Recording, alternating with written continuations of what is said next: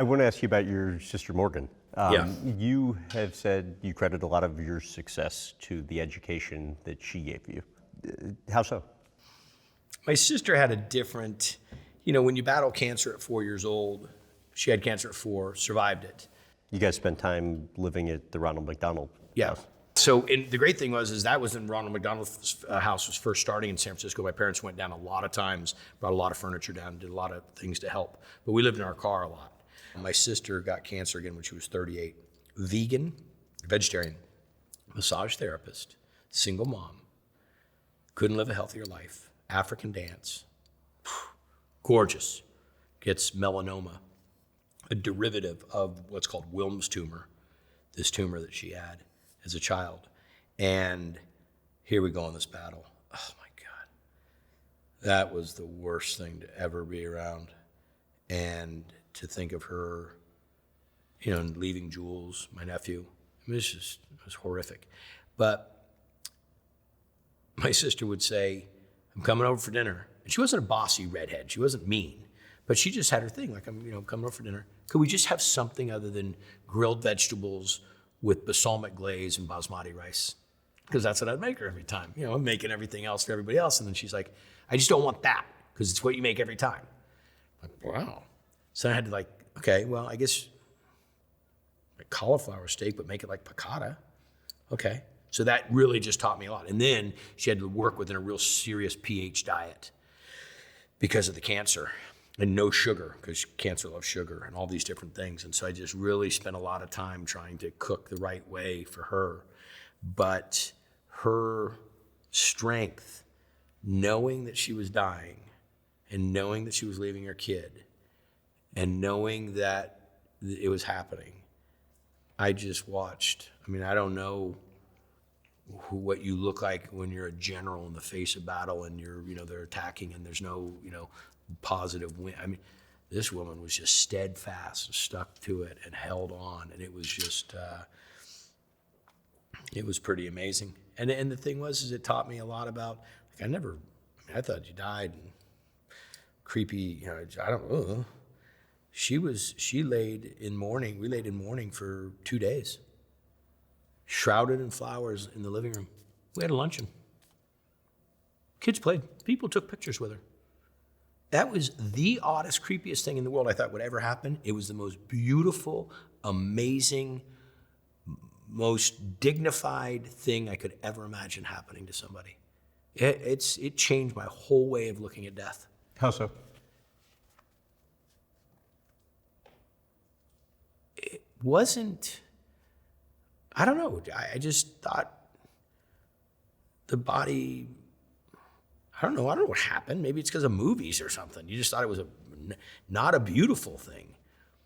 And it wasn't like I wasn't letting her go. I know that her energy had, her soul had, the spirit had left. But it was this thing of celebrating. It was like total respect of the person. How did your parents get through that? Oh, Jesus. I don't think they ever got through it.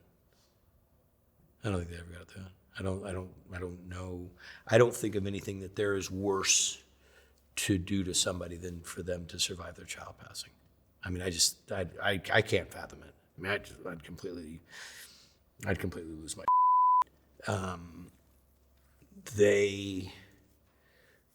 we spent a lot of time talking about it, a lot of time honoring her. That was one of the things I tried to do the most, is make sure that I kept her top of mind always, always. And that's the reason I went and got the tattoo of her. And why that tattoo? So we love Mexico. We have a great house down in Mexico that we built. And that's one of the reasons we built it, is because we spent a lot of time as a family down there. So it's a candle that reminds me of Mexico. Okay. So my sister's a redhead. The shroud around her is dragonflies, something we always associated my sister with. And behind her are all the chakras. So all the chakras are lined up behind her. So my sister was very spiritual, very grounded, and these were just all things. And namaste, which is one of my favorite words now, and if you celebrate the word and understand it, but it's the power in me celebrates the power in you, or the God in me sees the God in you. And that was her word. It was her word. Yeah. End of every message, voicemail, letter, it was namaste.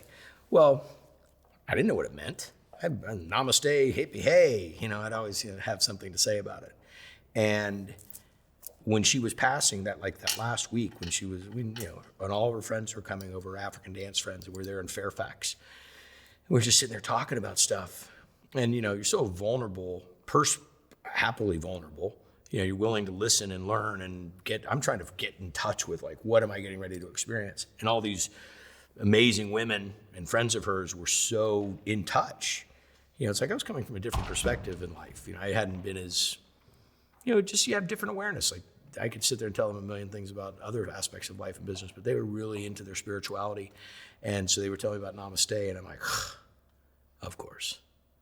So I went to my tattoo artist, the guy that's done all these tattoos, and a great friend of mine, a guy named Joe Leonard, and I said, this is what I want to achieve. And so he drew it up. And so my mom has never been a fan of my tattoos. Not negative, not like, oh, you did that to your body. Just like, well, why? And every tattoo has, so this was the day, the Los Dias de Muerte, that after she died, that day I went and had this done in honor of her, to recognize her, to celebrate my sister. So yes, I came to my sister's burial, and we did a green burial, which was amazing. Another epiphany, unique situation, because shrouded in cloth and buried in the ground, no casket, no cremation, none of that stuff. And consistent with what she would have wanted. Well, and the crazy thing was nobody had asked her. Well, she was, in that point, wasn't communicating. And I said, we're going to cremate her. And I'm like, whoa, whoa, whoa, whoa, whoa, whoa, whoa, whoa. There's no cremating her. She also to burn up fuel. And she wasn't that kind of she wasn't marching and throwing paint on stuff. She wasn't flipping out about it. But she was really, and I'm like, no. We got to do green burial. Like, well, where are we going to do it? Like, well, in Novato. And I'm like, no, because I want to be able to go visit her. I don't want to drive to Novato. So we found out Sebastopol has one. Beautiful cemetery, really old cemetery in Sebastopol. And as I said, my dad's there now. And we had the most incredible ceremony. I mean, and these two hawks came, and it was just the greatest time, the greatest emotional family, the whole thing. But I showed up with this tattoo. And my mom says, and I said, goes, what is that? And I said, best tattoo you ever got. She loses her mind. Yeah, sure enough, I have to drag her, my aunt, and a couple of my cousins. They want tattoos. So they go down to Joe Leonard, and they get butterflies right here, namaste. So there's my mom at 65 getting namaste with a butterfly on her wrist. I'm like, said, you're so gangster. How did you go about figuring out the process for how to parent Jules? Oh, that was a tough one. Jules and I weren't as close. I mean, Jules now, in my opinion, is my son.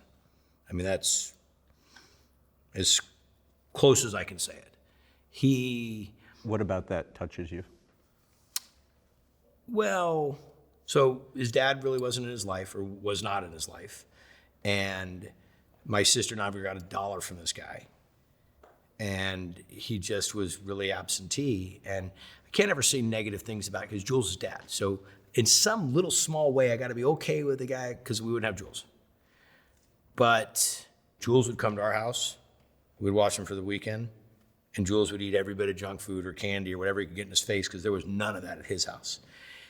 Jules is incredibly intelligent, smarter than his own good, especially when he was a little kid because he was conniving. I always had to watch Jules with, the side of my eye, what was going on. So when my sister dies, my parents, we all decided it's best he lives over at my parents' house. We live right next door to each other. So it's like he lives with us, but he lives there, and he's under more of their control, their direction than they is mine. Because he's coming out of Montessori, running around the streets of Fairfax, coming to a little bit more of a regimented environment with us. And we go through some tough times in high school because he's just smart enough to pull the shit over my parents. He's smart enough to, talk them in circles.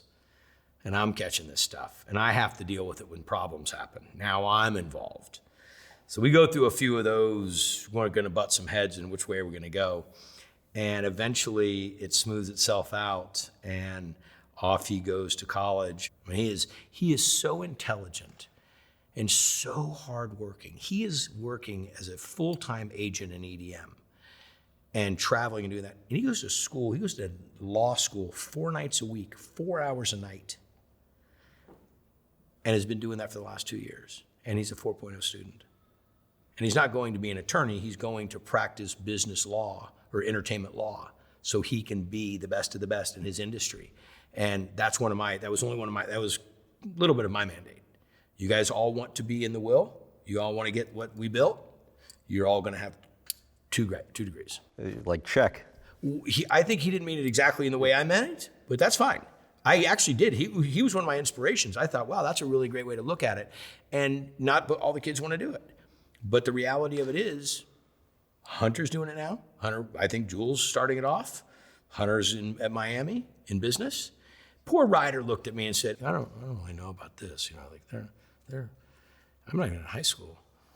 So on the money front, because we've been fortunate to profile a lot of folks through the show, and there always seems to be the struggle with somebody who's uber successful of what you pass down, how you allow your success to create opportunities, but what the balance is between that and dampening motivation. You've said before, you're going to die broke. Give a little context to like what the reality of that means. No, my dad's the one that said he would die broke and told me he would leave me nothing, which was awesome. Because he really did. I mean, they left me nothing. I don't need anything. I mean, everything I needed, I got from him. So my thing is, philanthropy's super key to my life. Boys are, of course, super key. I want them to all find their goals of what they want to be. Hunter works for Knuckle Sandwich, and he does a fantastic job. He's on the road a lot selling the wine. We have a little wine company called Hunter and Ryder. Jules wants to eventually have his own agency and represent artists, which I told him he has to give 10 years of doing it for somebody else, but he has to diversify. He can't do it for the same company. Has to have his degree. So we're setting up like same hurdles, same benchmarks, same achievement strategy that my dad set up for me when I was a kid. So I went and did the corporate world for a long time. He said, you have to do that. You have to understand P&Ls. You have to understand, how the corporate world, how to do the structure, how to keep from getting sued, how to do all this stuff. You go do it for somebody else. You learn on their dime. Then when you got it, I'll help you. And they mortgaged their house. I needed $50,000. And they were close to retirement. They were retiring, yeah, and they mortgaged their house so I could do it. I paid them back in 6 months. I paid them back the $50,000 in 6 months.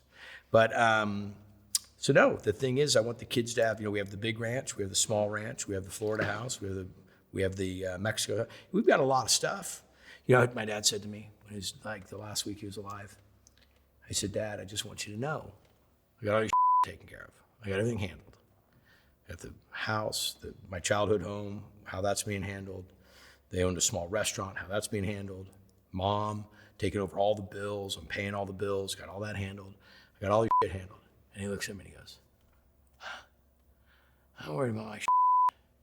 You're the one with a ton of shit. Who's gonna handle all your shit when you die? Don't leave those kids with a bunch of headaches. I'm like, really? And it was very Godfatherish. He's laying in the hospital, but he died at home, but he's laying in one of those hospital beds. He's like, you got more than anybody. It's pretty funny.